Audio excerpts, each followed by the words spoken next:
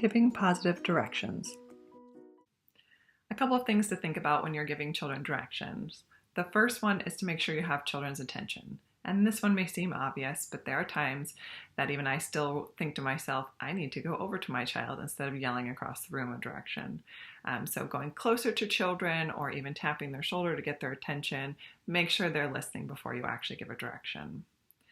Minimize the number of directions that you give. As you give more and more directions, it's harder for children to process and remember and to follow through with directions. You also want to make sure you're individualizing directions as needed. So if you've got a classroom full of children and you give a whole group direction verbally, there are some children who will probably need you to go closer to them, give them an individual direction, or even pair that direction with a visual for them to be able to process, understand, and follow through the direction. Make sure you're clear with your directions. Simply state what you want children to do and avoid giving directions as a question. So something like, can you put away the spoons? Is confusing for children, and it also opens up the door for them to say no. Make sure you're stating your directions positively, telling children what you want them to do. Avoid your no's and your don'ts. More often you give a no and don't, the less likely children are to kind of respond to them because it just becomes something that they hear all the time.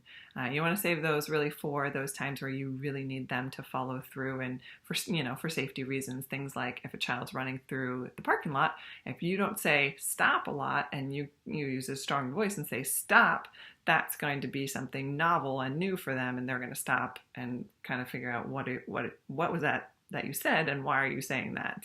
It'll kind of give them a moment. Also, if you're saying things like no running, the last thing the child's brain hears is run, and for some children all they hear is run, run, run, run, run, and it just perpetuates things. So, flip it around, saying things like the classic no run, take it to use your walking feet or walk inside. At our house lately, it's been, instead of don't slam your spoon on the table, use your spoon to scoop your food. And the next one is to use wait time. So make sure you're giving appropriate time for children to process and understand what you're saying. If you keep giving a direction over and over again, it doesn't give children time to really think about and do anything about what you've told them. The wait time that children need varies greatly. So if you find that you're giving a direction and children aren't following it, you might need to count in your head to 5 to 10 seconds before giving the direction again, pairing it with a visual, or adding an additional support so children understand what you're saying to them. When appropriate, give choices to your directions. This is a great way for children to feel like they have a little bit of control, also to make it a little bit fun. So if you're having children go over to the sink to wash their hands, you can say, go over to the sink, you can stomp like an elephant, or you can tiptoe like a mouse. And it just makes it more of a game for children. And then the last one, and a really important one, is to give children positive feedback when they have been following directions.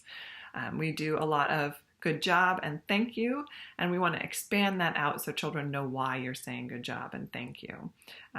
We don't want any ambiguity there, so that children are more likely to repeat a behavior if they've gotten attention for it. So we want to make sure that when you say thank you, you're saying something like thank you for putting the blocks away, or good job for cleaning up all the dress-up clothes, so that the children know exactly what you're thanking them for, and they're more likely to do that exact behavior again. Okay, put your jacket on the hook. I will. Hello, Mama. It's a great time outside.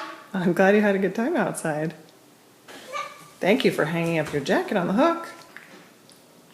When you're done drinking your water, please bust your water bottle to the counter. That was a good time drinking that water bottle. Have that water bottle. I had a good time. Thank you, Emmett, for putting your water bottle on the counter.